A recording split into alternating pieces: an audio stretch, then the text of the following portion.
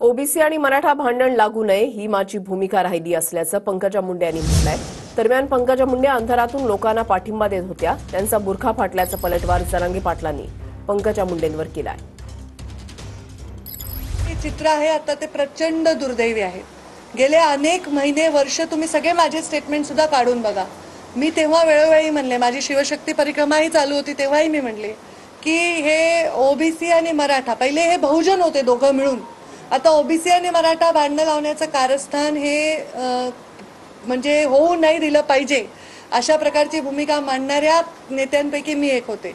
आणि म्हणून कुठल्याही मंचावर कधीही जाऊन दुसऱ्यांना आपण काहीतरी बोलावं अशा प्रकारचं पाऊल मी कधी उचललेलं नाही। किती भयानक नियत आणि नीतिमत्ता यांची, आणि संविधानाच्या गप्पा हाणतेत। अभ्यासपूर्ण आंदोलन पाहिजे, संविधानाचं आंदोलन पाहिजे। काय संविधानाचं आंदोलन आहे का हे? अंधारातून लोकांना सपोर्ट करायचा इथून मागच्या आंदोलनात आता ओपन यायचं। बुरखा फाटला, बुरखा।